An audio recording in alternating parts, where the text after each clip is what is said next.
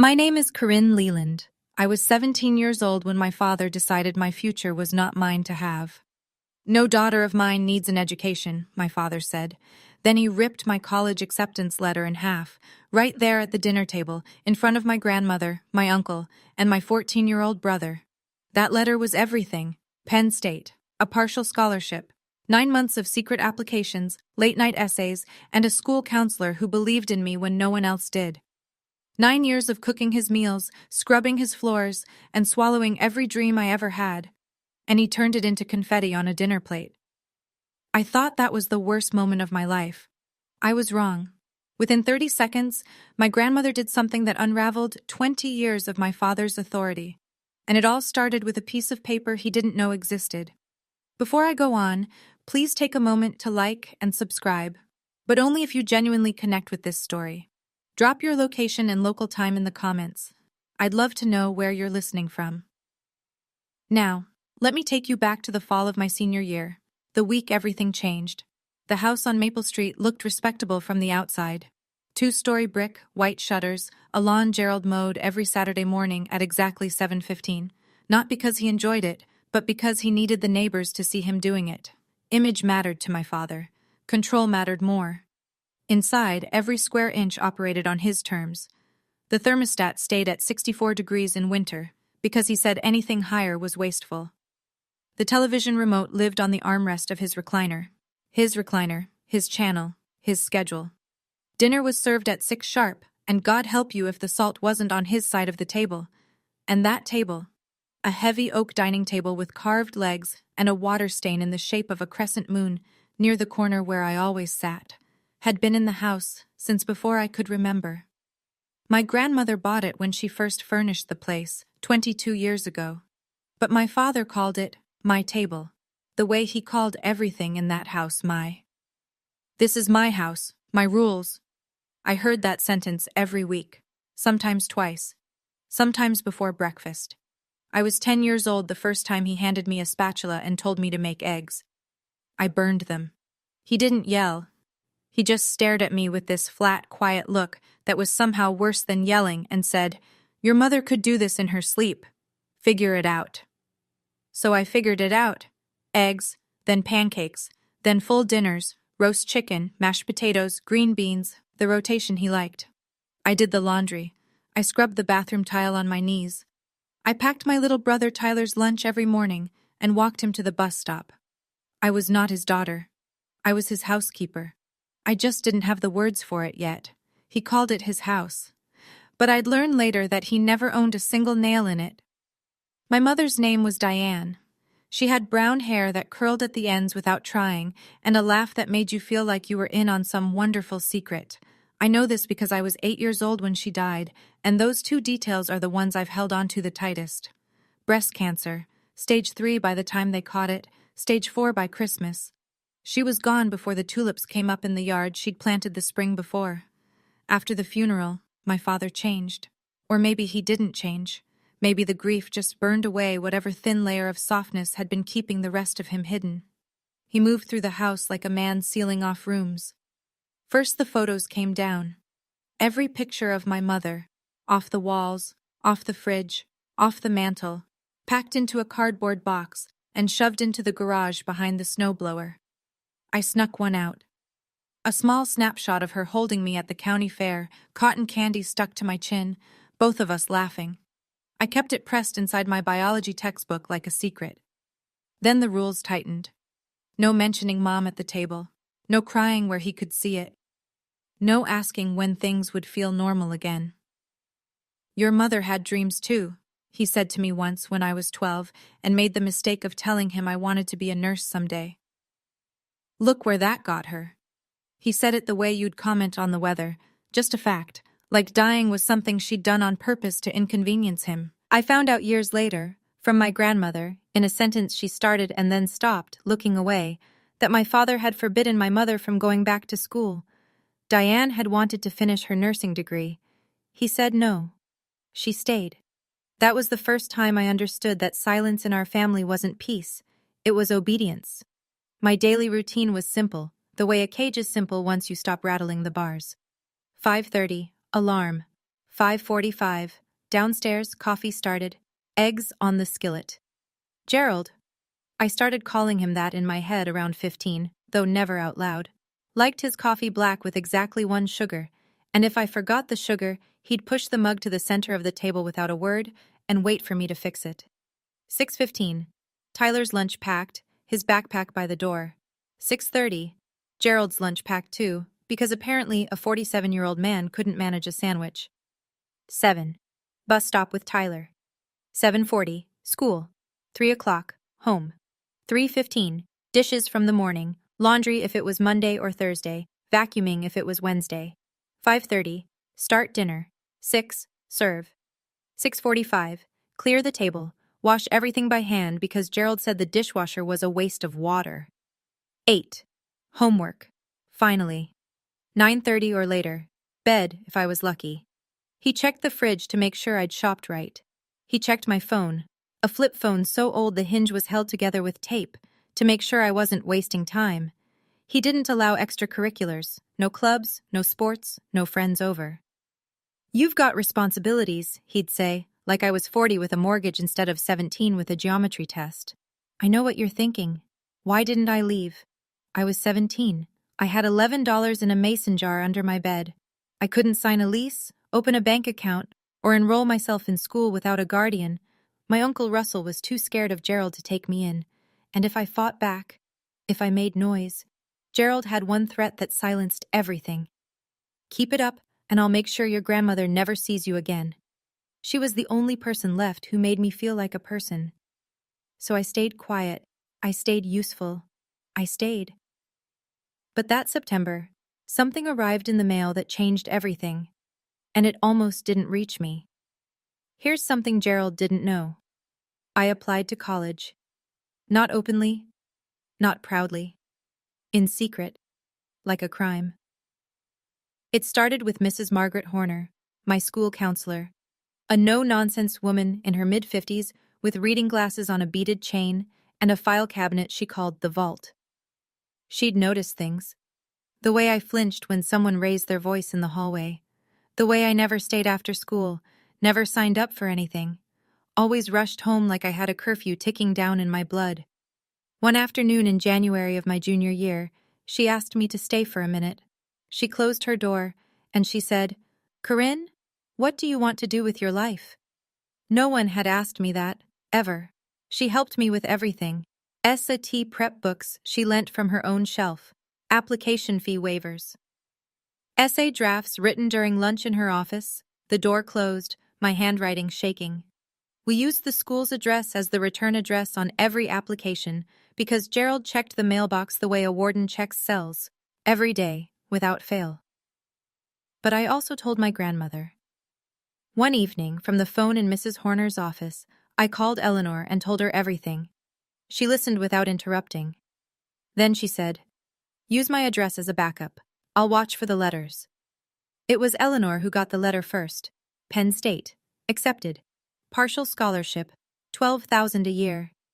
I'd need about $8,000 more for tuition and living, but it was real. It was possible. I cried in Mrs. Horner's office when Eleanor called to tell me. Quiet tears, the kind I'd trained myself to cry. No sound, no mess. "Don't worry about the money or the house," my grandmother said on the phone. "Just trust Grandma." I didn't understand the part about the house. Not yet. Eleanor said to tell Gerald at Sunday dinner. She'd be there. "Bring the letter," she said. "I'll handle the rest." What I didn't know, what made my stomach drop when I found out later, was that Gerald had already gone behind my back. He'd contacted Rosie's Diner on Route 9 and arranged a job for me starting the week after graduation. Waitressing. 30 hours a week. He'd even signed my name on the application himself. He wasn't just keeping me from college. He was building a wall around my entire future brick by brick while I was still inside it. Sunday, 6 o'clock. I set the table the way I always did, Gerald's plate at the head, his water glass on the right, his napkin folded into a rectangle because he said triangles looked sloppy. Tyler's place to his left, Uncle Russell's across from Tyler, my grandmother's chair at the other end, nearest the kitchen, where she always sat, close to the door, I realize now, like someone who always kept an exit in sight. I'd cooked the usual rotation: roast chicken, mashed potatoes, green beans with garlic. Gerald's menu, Gerald's schedule, Gerald's rules. The smell of rosemary filled the kitchen, and I remember thinking how strange it was that something could smell like home and feel like a trap at the same time. Eleanor arrived at 5:45. She wore her camel cashmere coat, the one good thing she owned, the one she wore to every family dinner like it was armor. She kissed my forehead at the door, squeezed my hand once, and set her leather handbag, structured, dark brown, worn soft at the handles, on the floor beside her chair. I didn't notice how carefully she placed it. I didn't notice that it was heavier than usual. Gerald was in a good mood. That should have been my first warning. He came downstairs whistling, clapped Tyler on the shoulder, even said, "Smells good," as he sat down. A compliment so rare I almost dropped the serving spoon. I knew why he was cheerful. He thought next week I'd be filling ketchup bottles at Rosie's. His plan was working. My plan was under my seat cushion in a sealed envelope. I waited until everyone had their plates, until Gerald took his first bite and nodded, the way he did when the food met his standards, until the table was quiet. Then I pulled out the envelope. "Dad," I said. My voice was steady, but my hands weren't. "I got accepted to Penn State, with a scholarship." I held the envelope out to him like an offering, like a child showing a drawing to a parent and praying they'll put it on the fridge. Gerald set down his fork. He looked at the envelope the way you'd look at something dead on the side of the road, with a kind of distant, vaguely offended curiosity. He took it, pulled the letter out, read it slowly, his eyes tracking left to right, his jaw tightening with each line. Then his face went red. Not angry red, darker. The red of something that had been pressurized too long. He tore the letter in half. The sound, that clean, sharp rip, cut through the kitchen louder than any shout. He tore it again, 4 pieces. Then he dropped them onto his plate, right next to the chicken bones and the smear of mashed potatoes. "No daughter of mine needs an education," he said. Not yelling. Worse. Level. Absolute. Like he was reading a rule off a wall. "You're staying right here." He looked around the table. At Tyler, who stared at his plate. At Russell, who suddenly found his green beans fascinating. At Eleanor, who hadn't moved. "Nobody encourages this nonsense," Gerald said. "She's got a job at Rosie's starting next month. That's the end of it." I looked down at the pieces of my letter. 9 months of work, the late nights in Mrs. Horner's office, the essay I'd rewritten 11 times, the SAT I studied for using a prep book with someone else's notes in the margins. All of it sitting on a dinner plate soaking in gravy. Then Gerald leaned back in his chair and said the thing I will never forget. "Your mother had the same stupid ideas. Wanted to go back to school, be a nurse." He picked up his fork again. "And where is she now?" The table went silent. Even the clock on the wall seemed to hold its breath. He turned my mother's death into a weapon. Again. I wanted to cry, but I knew. The way you know fire is hot, the way you know ice is cold. That crying in front of Gerald meant losing. So I swallowed it. I sat there with my hands flat on my lap, and I swallowed it whole. Gerald wasn't done. He turned to my grandmother. She was sitting perfectly still at the end of the table, her hands resting on either side of her plate, her face unreadable. "This is your doing, isn't it?" he said, pointing his fork at her. "Filling her head with ideas. You've always coddled her, just like you coddled Diane." He said my mother's name like it tasted sour. "And look how that turned out." Eleanor said nothing. "Clear the table, Corinne," Gerald said without looking at me. "Now, this conversation is over." I stood up. Reflex. 9 years of muscle memory carrying me toward the sink before my brain could catch up. My hands were already reaching for his plate when I heard my grandmother's voice. "Sit down, Corinne." Quiet, not loud. But something in it stopped me cold. A firmness I'd never heard from her before, like a door locking from the inside. Gerald's eyes snapped to Eleanor. "Ma, stay out of this. This is my house, my daughter, my decision." Uncle Russell shifted in his seat. "Gerald, maybe we should talk about this." "You don't get a vote either," Gerald cut in without breaking eye contact with Eleanor.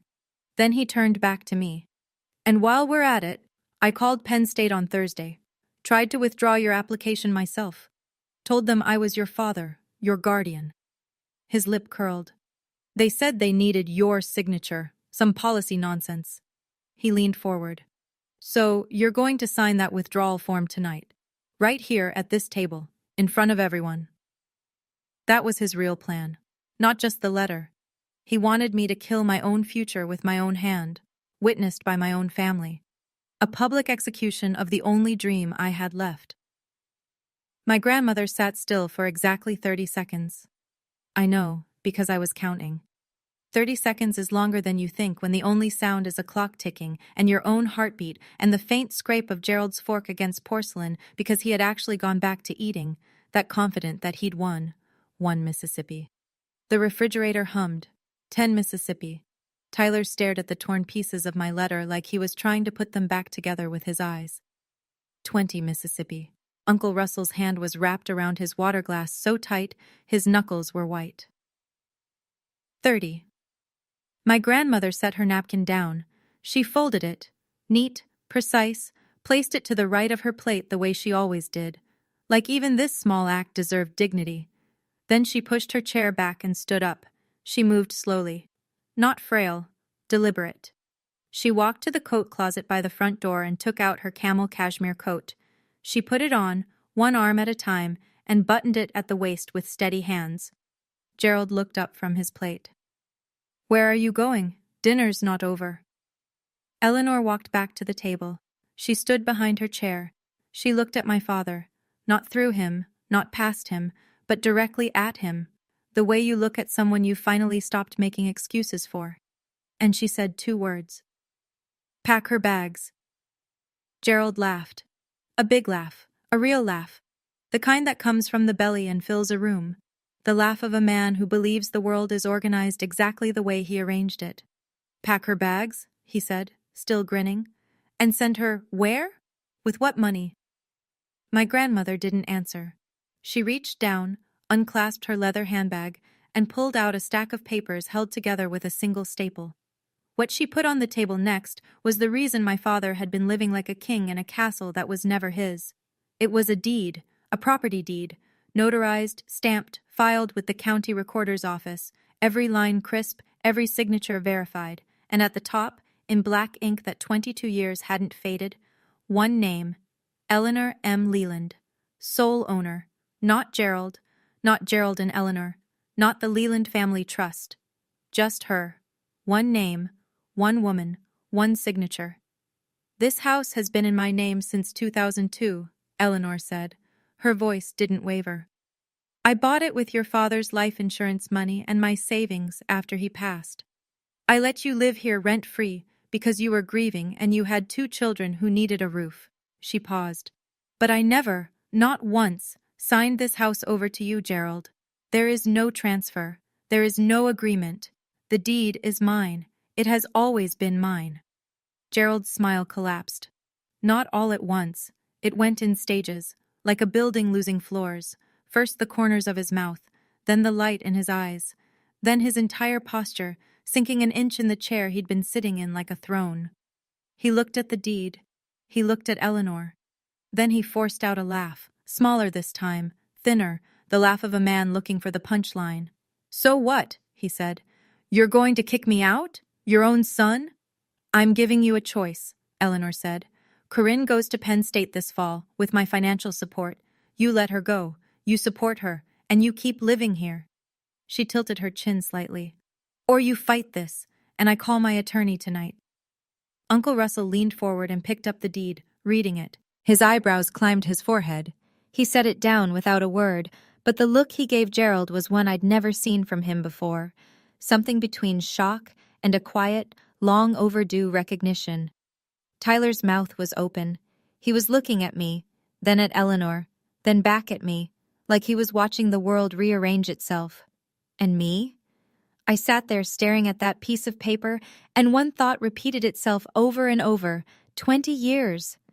He told us this was his house. He made every rule, controlled every corner, decided who ate, who spoke, who mattered, all of it built on a lie he never bothered to verify.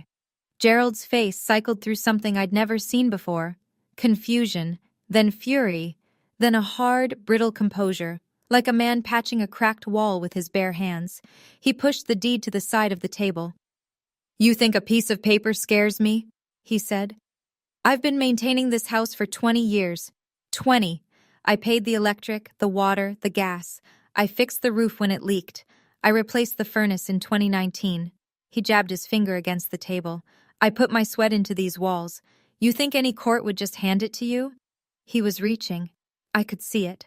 He was building a case the way he built everything, loud and fast, hoping no one would check the foundation. Eleanor didn't respond. She stood there in her cashmere coat, hands clasped in front of her, and let him talk. "And even if the house is yours, Ma," Gerald spread his hands wide like he was being reasonable, like this was all just a misunderstanding between adults. "I'll fight it. I'll get a lawyer. You really want to drag your own family to court?" That was his card. Guilt. The same tool he'd used on me for 9 years, on my mother before that, probably on Eleanor before that. The threat wasn't legal, it was emotional. "You'll be the one who broke this family." Then he turned to me. His voice dropped, low, almost gentle, the way a trap sounds when it's being set. "Tell your grandmother to stop this circus, Corinne. You know this is your home.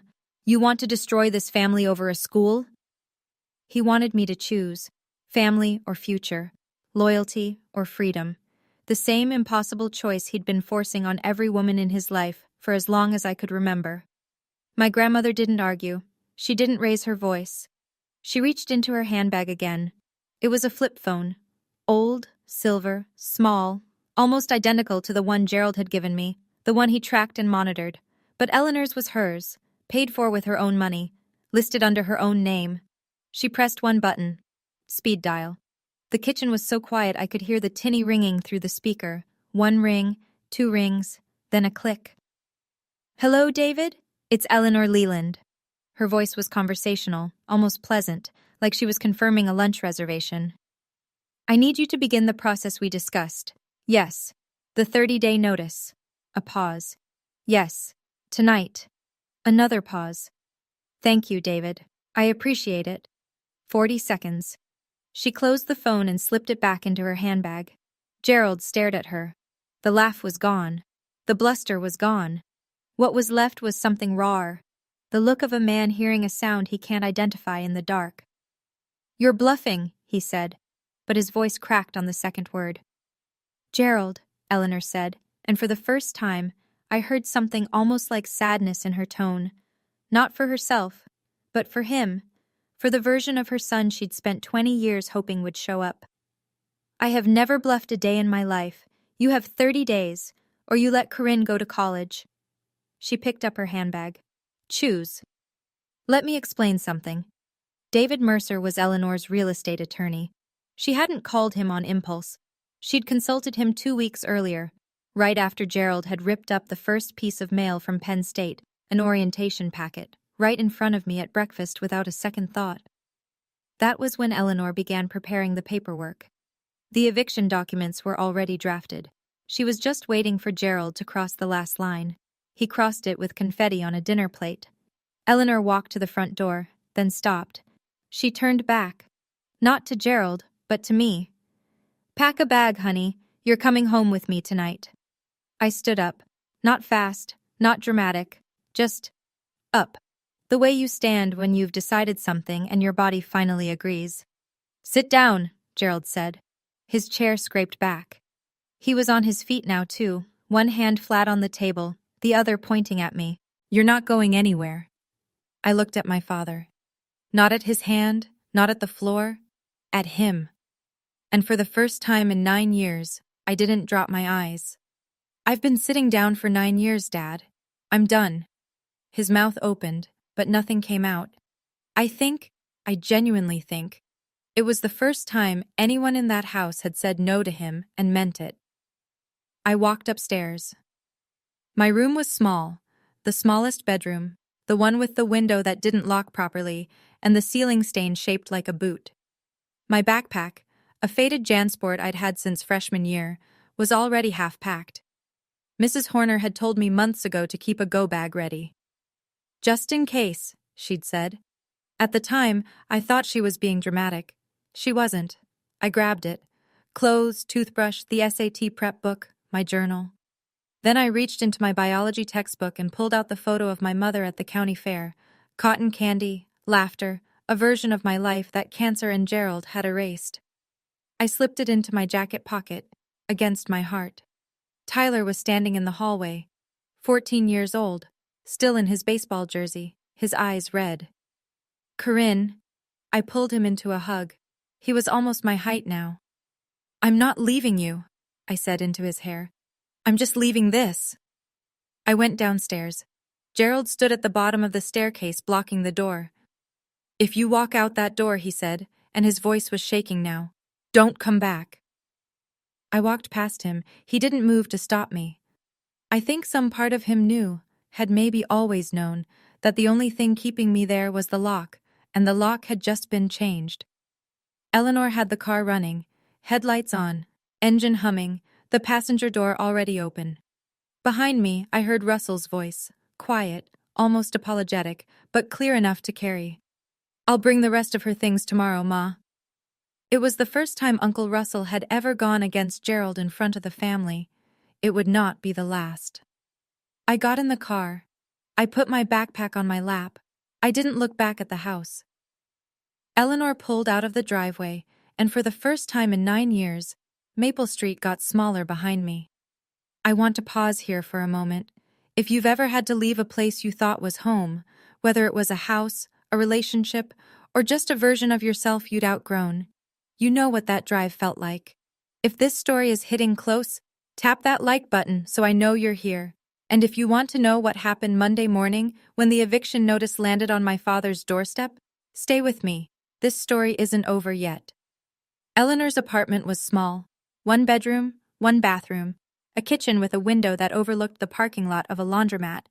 It smelled like lavender and lemon dish soap and something warm I couldn't name but recognized. Safety, maybe. The absence of eggshells. She gave me the bed. I told her I'd take the couch. She told me she wasn't asking. I've slept on worse, she said, pulling an extra blanket from the hall closet. Your grandfather snored like a diesel engine for 41 years. A sofa is an upgrade. I lay in her bed in the dark, staring at the ceiling, and the voice in my head was not my own. It was Gerald's. You just destroyed your family. You're selfish. Who do you think you are? 9 years of his voice, embedded in me like splinters. I could leave the house, but I couldn't leave that. A knock on the door. Eleanor came in with a mug of warm milk and sat on the edge of the bed. She didn't say anything for a while. Then, your mother would be so proud of you tonight. That broke me. Not Gerald's cruelty, not the torn letter, not the walk past him at the bottom of the stairs, but those 7 words, spoken quietly in a small bedroom that smelled like lavender. I cried, not the silent, controlled tears I'd trained myself to produce. Real crying. The ugly kind. The kind I hadn't allowed myself since I was 8 years old. Eleanor held my hand and let me finish. Then she told me something I wasn't expecting.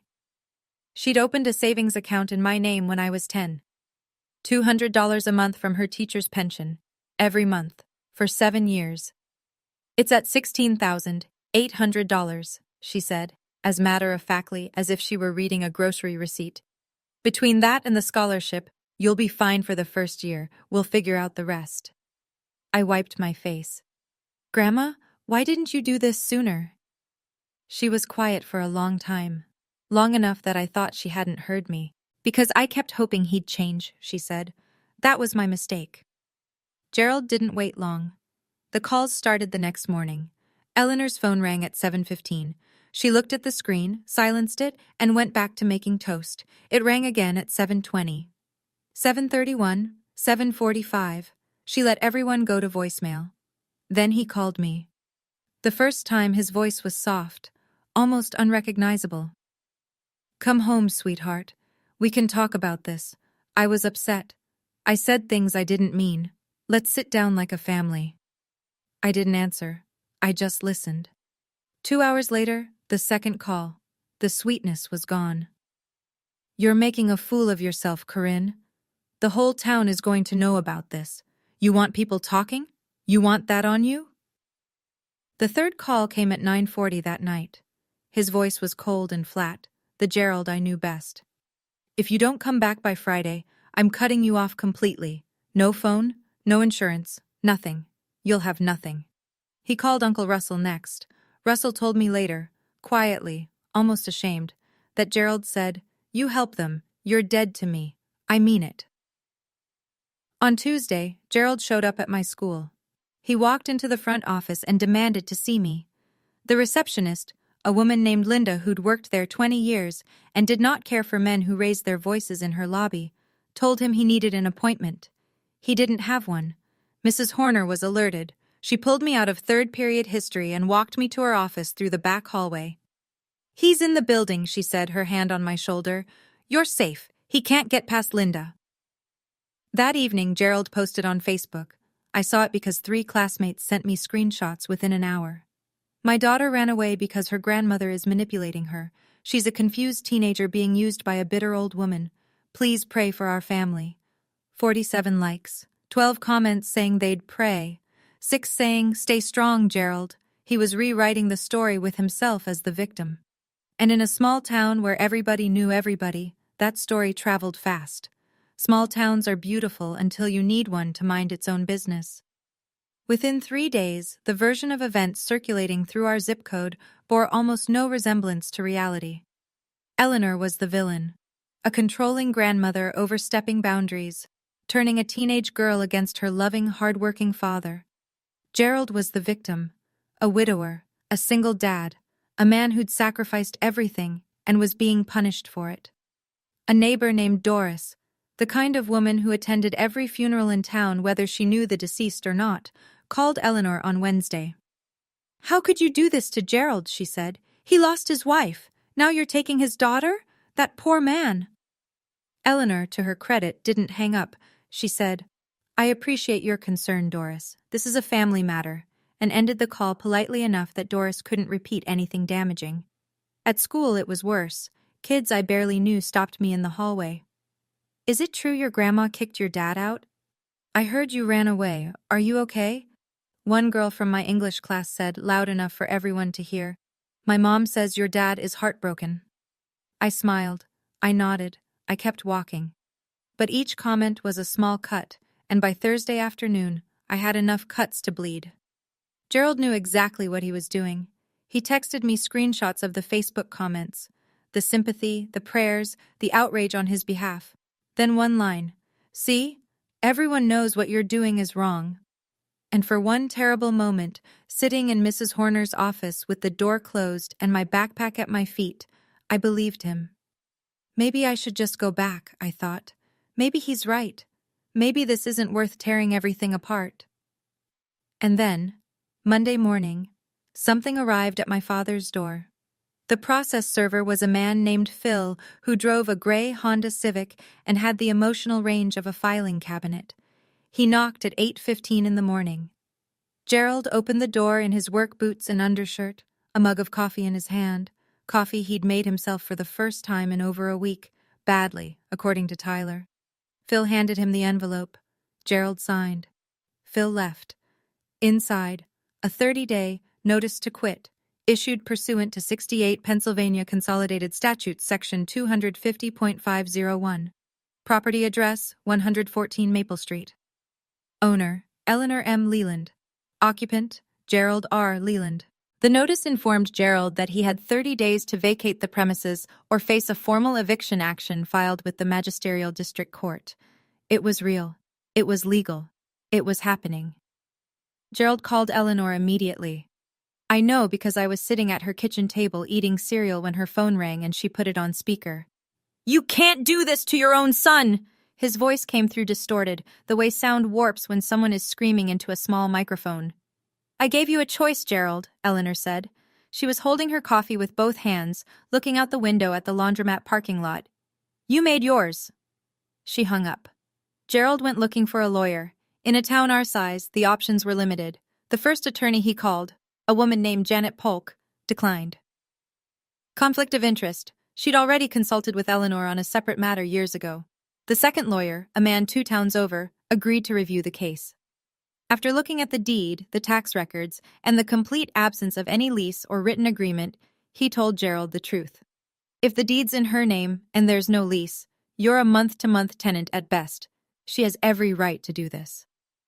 That same evening, Tyler called me from his friend's phone. His voice was small and careful, the way you talk when someone is sleeping in the next room. "Dad hasn't cooked once since you left," he whispered.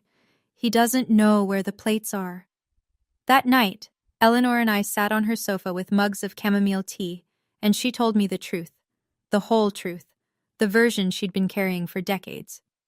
"Your grandfather," she began, and stopped. She took a sip, started again. "Harold was a good provider. People liked him, but behind our front door, he was a different man. He decided what I wore, where I went, who I could talk to. I wanted to teach. I had the degree, I had the certification, but he said a wife's place was in the home." She looked at her hands. "I lost 15 years waiting for him to change his mind." She didn't teach until Harold died. She was 51 years old on her first day as an elementary school teacher. 51. When I saw Gerald doing the same thing to Diane, I thought I was watching a rerun of my own life. Eleanor set her mug down. "I told your mother to leave," she said. "I can't. He'll take the kids." Eleanor's voice thinned. She was right, probably. And then she got sick, and it didn't matter anymore. "The house." She explained it plainly. After Harold died, his life insurance paid out. Not a fortune, but enough. Eleanor combined it with her teaching savings and bought the house on Maple Street outright in 2002. Gerald had just lost Diane. Tyler was 5, I was 8. He needed stability, and she gave it to him, rent-free, no questions asked. But she never transferred the deed. "I told myself it was because the paperwork was complicated," she said. "That was a lie. The truth is, I knew. I knew who Gerald was becoming, and I kept that deed because somewhere in the back of my mind, I believed that one day I might need it." She was right. It just took 20 years. She reached under the sofa cushion and pulled out a manila folder. Property tax records, every year, all 22 of them. Her name on every receipt. A printout of an email from David Mercer confirming the title was clear. Then she said something that made the room go very still. "There's one more thing. Your mother left you a letter." I asked about the letter. Eleanor shook her head. "Not yet, sweetheart. When you're ready." I wanted to argue, but something in her face told me she'd been guarding that letter for 9 years, and she wasn't going to hand it over at 11 o'clock on a Tuesday. She'd know the right moment. She always did. So instead, we prepared. David Mercer's office was above a hardware store on Main Street. He was a calm, gray-haired man in his 60s who spoke in complete sentences and kept a framed photo of his golden retriever on his desk. Not the kind of lawyer you see on television, the kind you actually need. He walked us through everything. The deed was unambiguous. Eleanor was the sole legal owner. Gerald had no lease, no rental agreement, no written promise of any kind. Under Pennsylvania law, he was what's called a tenant at will, someone occupying property with the owner's permission, which the owner could revoke with proper notice. "The 30-day notice has been served," David said. "If he doesn't vacate, we file for eviction with the Magisterial District Court. A hearing will be scheduled within 10 days of filing." He looked at me. "How old are you, Corinne?" 17. I turn 18 in July. He nodded. "Your grandmother can serve as your financial sponsor for Penn State. Once you're 18, your options expand further." Mrs. Horner, meanwhile, had been working the other side. She contacted Penn State's admissions office to confirm my acceptance was still active. Gerald hadn't managed to withdraw it because they required my signature, which he didn't have. The financial aid office walked us through the numbers. Eleanor's savings plus the scholarship covered year 1, with room to apply for additional aid. Mrs. Horner helped me file a FAFSA with a dependency override, supported by a letter she wrote herself documenting my home situation. For the first time, my future wasn't a dream someone could tear up at a dinner table. It was a file, a folder, signatures, stamps, and numbers that added up. For the first time, I wasn't asking for permission. I was filing paperwork. Gerald did not go quietly. He found a lawyer, a man named Craig Weiss from a town 40 minutes away, the kind of attorney who took cases on contingency and asked questions later. Within a week, Weiss filed a response to the eviction. Gerald claimed adverse possession and cited a verbal agreement in which Eleanor had allegedly promised to transfer the house upon his retirement. There was no such agreement. Eleanor told David Mercer this with the same calm she applied to everything. "I never said that. Not once. Not ever." But Gerald wasn't relying on truth. He was relying on delay and intimidation, two things he'd been perfecting his entire life. Weiss sent a letter to Eleanor suggesting she was being unduly influenced by her granddaughter. The letter used the phrase potential elder exploitation and hinted that Gerald might contact the Department of Aging if Eleanor didn't reconsider. So Gerald did exactly that. He called the county's Area Agency on Aging and reported that his 72-year-old mother was being financially manipulated by a minor. A caseworker came to Eleanor's apartment on a Thursday afternoon. Her name was Beth, and she was thorough. She interviewed Eleanor alone for 45 minutes. She reviewed the deed, the bank records, the correspondence with David Mercer. She asked Eleanor 3 times, in 3 different ways, whether she was being pressured by anyone. Eleanor answered each time the same way. "I am of sound mind. I have my own attorney, and I am making this decision freely." Beth closed the case the same day. "No evidence of exploitation," the report read. "Client is alert, oriented, and represented by counsel." That Friday night, Gerald showed up at Eleanor's apartment at 11 o'clock. He pounded on the door hard enough to rattle the chain lock. "You're going to regret this, Ma!" he shouted. "Both of you!" Eleanor called the police. They arrived in 9 minutes. Gerald was escorted to his truck and given a verbal warning. A report was filed, incident number and all. He drove away. I stood in the hallway behind Eleanor, my hand on the wall, and told myself the truth. He wasn't fighting for his family. He was fighting for control, and he was losing it. But there was something Gerald didn't know, something my grandmother had been carrying for 9 years. Tyler called on a Saturday morning, whispering so fast I had to ask him to slow down twice. "I found something," he said. "In Dad's desk, the bottom drawer, the one he keeps locked. He left the key in his jacket and I looked." What Tyler found was a manila folder. Inside it, every piece of college mail that had ever been sent to me. Not just the Penn State acceptance. There were letters from Temple University, a brochure from the University of Pittsburgh, a SAT score report I'd never seen. All of it intercepted from the mailbox over the past year, shoved into a drawer and locked away. My father hadn't made a rash decision at a dinner table. He'd been systematically erasing my future for months. Tyler took photos with his friend's phone and sent them to me. I sat on Eleanor's couch and scrolled through image after image. Envelopes with my name on them, opened, read, and hidden by the man who was supposed to protect me. And then, at the bottom of the folder, Tyler found something else. A congratulations card, addressed to me, postmarked 8 years ago. The handwriting was unfamiliar. The return address was in Philadelphia. It was from my Aunt Patricia, my mother's sister. The woman Gerald told me wanted nothing to do with us after the funeral. The woman he said had moved on and forgotten about you. She'd written, "Corinne, honey, congratulations on starting high school. Your mama would be so proud. I think about you every single day. Love, Aunt Patty. 8 years. He'd kept her from me for 8 years. I don't want to be like him, Corinne," Tyler said, and his voice broke on my name. Gerald did not vacate the house. 30 days came and went. He stayed on Maple Street like a man who believed that stubbornness was the same as a legal right. So Eleanor and David Mercer filed for formal eviction with the Magisterial District Court, and a hearing was scheduled for a Tuesday morning, 3 weeks later. The courtroom, if you could call it that, was a small room in the municipal building off Route 6. Fluorescent lights, wood-paneled walls, an American flag in the corner that leaned slightly to the left. 5 rows of wooden benches for spectators, a raised desk for the judge, no jury, just people and paper. Gerald sat on the left side with Craig Weiss.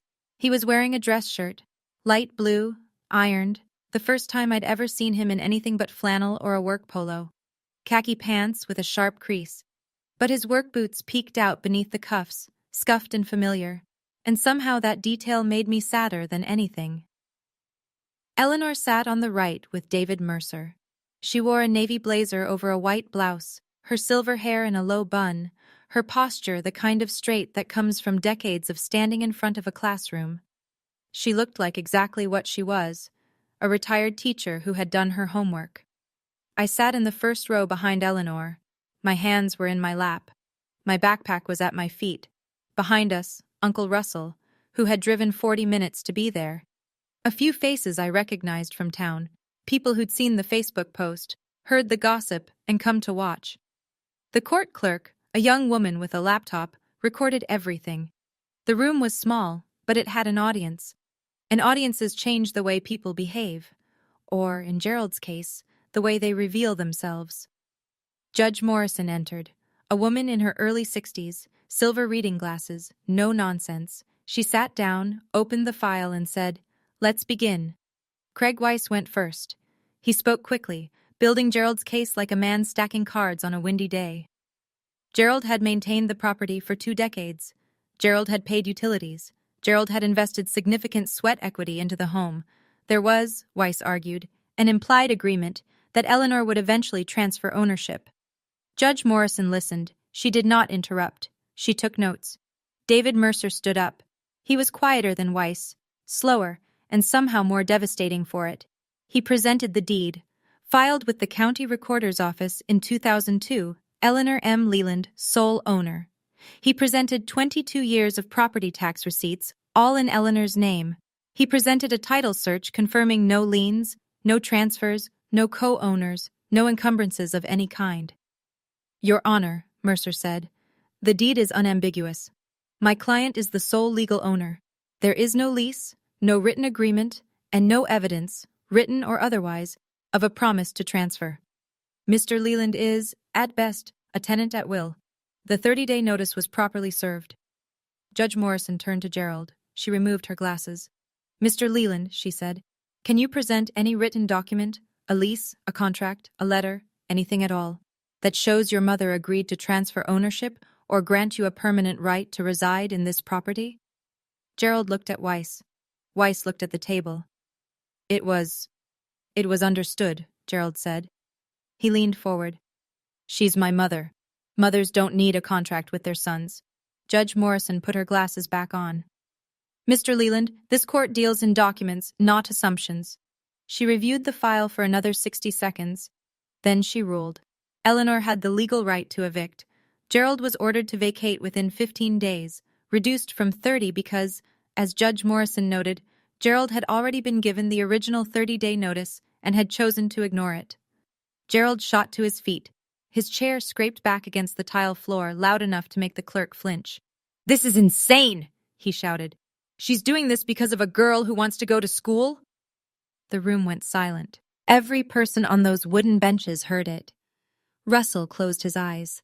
The court clerk's fingers hovered over her keyboard. Judge Morrison stared at Gerald over her glasses for a full 3 seconds before saying, "Sit down, Mr. Leland." He sat. But the words were already out. And every person in that room understood exactly what kind of man was saying them. "Did you hear what my father just said? In a courtroom, in front of a judge, in front of witnesses. Because of a girl who wants to go to school. A girl. Wanting to learn." That was the emergency. If that sentence hit you the way it hit me, drop a comment below. I read every single one. And if you're in the middle of your own fight right now, you're not alone. Subscribe and come with me to the end. The next part is the part I'll never forget. The courthouse parking lot was half empty and too bright. One of those crisp fall mornings where the sun hits the asphalt at an angle that makes everything look overexposed, like a photograph with the contrast turned up too high. Gerald stood next to his truck, a rusted F-150 with a cracked taillight and a faded bumper sticker that read "Support Local Plumbers." He had his keys in his hand, but he wasn't moving. He was looking at Eleanor and me as we came down the steps, David Mercer holding the door behind us. "You took everything from me," Gerald said. His voice was different, not loud, not mean, just hollow. A man standing in the rubble of something he'd built, not understanding that the foundation had never been his. Eleanor stopped on the bottom step. She looked at her son, her only son, and I saw something move across her face that I'd never seen before. Not anger, not satisfaction. Something heavier. The weight of a woman who knew she was right, and wished she didn't have to be. "I didn't take anything, Gerald," she said. "I just stopped giving." Russell walked up beside Gerald and put a hand on his shoulder. Gerald flinched but didn't pull away. "You can stay with me," Russell said, "as long as you need. But you need to let Corinne go." Gerald didn't answer. He opened his truck door, got in, and drove off. No goodbye, no last word. Just the engine and the gravel and the shrinking red of his taillights. I watched him go. I waited to feel something triumphant, some rush of justice, some cinematic swell. It didn't come. What came instead was quieter. Not joy, not sadness, just space. A vast unfamiliar openness where his voice used to be. On the drive home, my phone buzzed, a number I didn't recognize. "Corinne? It's your Aunt Patty. Tyler found my card and called me. I've been trying to reach you for 8 years." I called her back from Eleanor's kitchen, sitting on the counter with my feet dangling, the phone pressed so hard against my ear I could feel my pulse in my cheekbone. Patricia's voice was warm and cracked at the edges, like a mug you loved too much to throw away. She told me everything. She'd sent letters, birthday cards, Christmas packages, every year, for 8 years.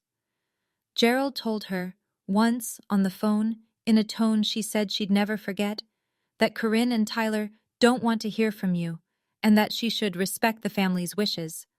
Then he blocked her number.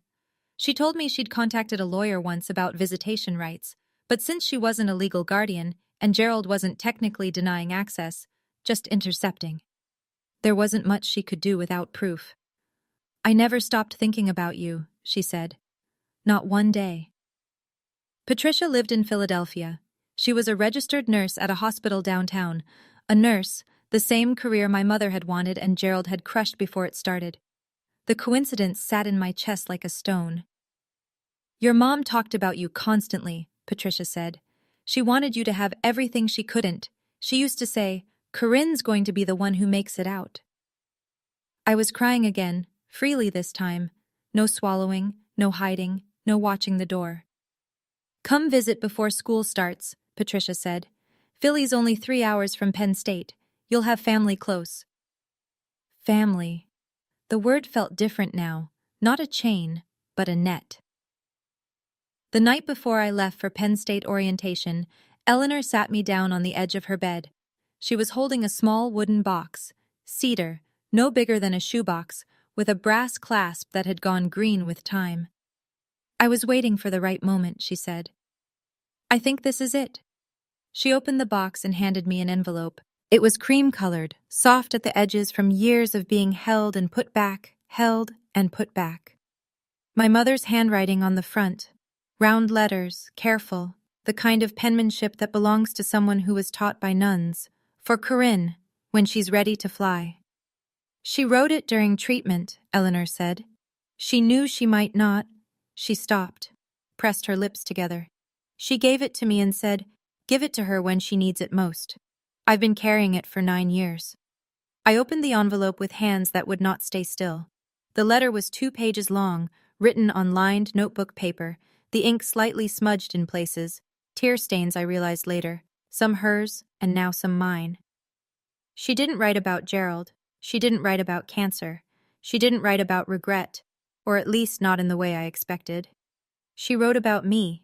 She wrote about the morning I'd made her breakfast in bed when I was 7, burnt toast and orange juice with pulp I'd tried to strain through a paper towel. She wrote about the time I'd memorized every constellation on a placemat from a diner and recited them to her in the backyard. She wrote about the way I laughed, which she said sounded like bells being shaken loose. And near the end, in handwriting that had grown unsteady, she wrote the line I carry with me everywhere. "Don't let anyone tell you what you're worth, especially not the people who are supposed to love you." I read the letter 3 times, the first time through tears, the second time through something deeper, the third time because I wanted to hear her voice, and this was the closest I would ever get. Eleanor was crying too. Quietly, the way the women in my family had always cried, like sound was something we'd been taught to ration. "She asked me to wait until you were ready to fly," Eleanor said. "I think you're ready." I held the letter against my chest and breathed, and for the first time the ache of missing my mother didn't feel like a wound. It felt like a compass. Let me tell you what happened next, because the numbers matter. Numbers don't lie, and they don't change their story when someone starts crying. Gerald vacated the house on Maple Street 8 days before the court-ordered deadline. He moved into a one-bedroom apartment above a dry cleaner on the other side of town. $750 a month, the cheapest he could find. He'd been living rent-free for 20 years in a house valued at approximately $185,000. The math on what that cost him to lose is the kind of calculation that keeps a man awake at 3 in the morning. He still had his plumbing job. He still had his truck. But the thing he'd lost, the kingdom, the throne, the illusion of authority built on a piece of paper that was never his, that couldn't be replaced with overtime. Eleanor kept the house. She didn't move back in. Instead, she rented it to a young family, a couple with 2 kids and a dog, for $1,200 a month. That income went directly into a second account earmarked for my education, tuition for year 2 and beyond. Tyler stayed with Uncle Russell during the school year. It wasn't ideal, but Russell was steady, and he'd finally stopped being afraid of his brother. Tyler started seeing a counselor at school, not because anyone forced him, but because he asked. The town gossip machine, which had once churned in Gerald's favor, slowly reversed. People found out the truth in pieces: the deed, the eviction, the intercepted mail, the Facebook performance. Nobody apologized to Eleanor. Small towns don't do that. But the invitations to Gerald's side of the narrative quietly stopped, and Doris the neighbor was seen bringing Eleanor a casserole on a Thursday afternoon without explanation. He didn't lose his daughter because I left. He lost his daughter the night he ripped up that letter. 2 months into my first semester, my phone rang at 8:15 on a Wednesday evening. I was in my dorm room, textbooks spread across my bed, a half-eaten bag of pretzels on the nightstand. The number was Gerald's. I almost didn't answer, but something in me, not forgiveness, not obligation, something I still don't have a word for, made me pick up. "I saw your name on the dean's list," he said. His voice was quieter than I'd ever heard it, smaller, like it was coming from a room that had gotten too big for one person. "I looked it up online. Your mother, she would have liked that." I closed my eyes. It was the first time he had mentioned my mother without using her as a weapon, and I didn't know what to do with that. This tiny, late, insufficient acknowledgement from the man who'd spent a decade teaching me that my dreams were a waste of his time. "Thank you for saying that, Dad," I said. "But I'm not ready to talk yet. When I am, I'll call you." I hung up. I sat in the silence of my dorm room and listened to my own breathing. I didn't feel angry. I didn't feel relieved. I didn't feel the satisfaction people expect you to feel when the person who hurt you finally shows a crack in their armor.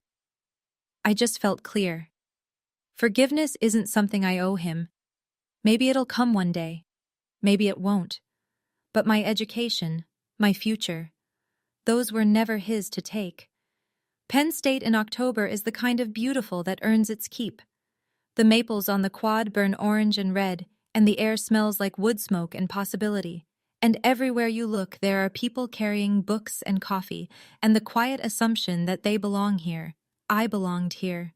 My dorm was a cinder block box on the 3rd floor of East Halls, shared with a girl named Rachel who talked in her sleep and kept a collection of succulents on the windowsill she'd named after Supreme Court justices.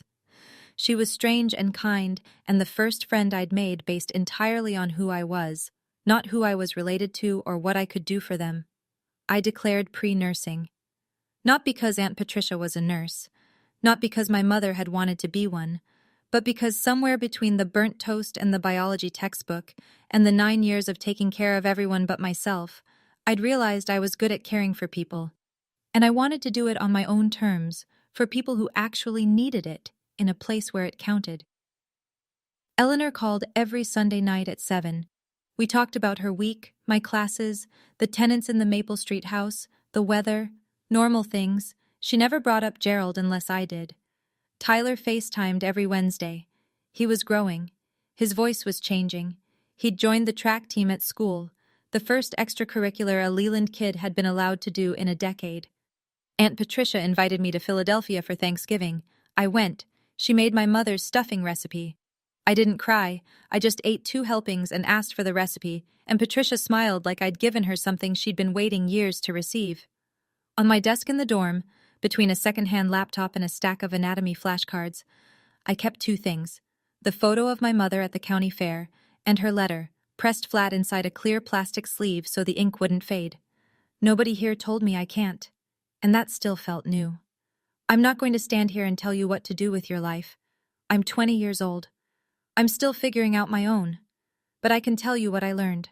I learned that silence isn't loyalty. My grandmother was silent for 20 years because she loved her son and kept hoping he'd become the man she raised him to be. That silence cost my mother her dream. It almost cost me mine. Eleanor would be the first to tell you. Waiting isn't patience when someone is drowning. I learned that power doesn't have to be loud. My father shouted. He slammed. He controlled every room he walked into by making everyone afraid to breathe wrong. My grandmother sat quietly at the end of a dinner table and changed my entire life with a deed, a phone call, and 6 words: pack her bags and choose. She didn't save me with magic. She saved me with paperwork and patience. And I learned that leaving isn't the same as giving up. I didn't abandon my family when I walked out of that house with a JanSport backpack and a photo in my pocket. I left a system that was designed to keep me small, and the moment I stepped outside, I started growing. If you're in a house where your dreams get torn up at the dinner table, I hope you find your Eleanor. Or maybe you are someone's Eleanor. And if you are, don't wait as long as she did. That's my story. Thank you for staying until the end. It means more than you know. If this reached you, hit that like button and subscribe. Turn on notifications so you don't miss the next one. I want to hear your story. Drop it in the comments or send me a message. Every story matters, especially the ones that almost didn't get told. And if you want to hear another one, check the link in the description. There's a story there that's been waiting for you. I'll see you in the next one.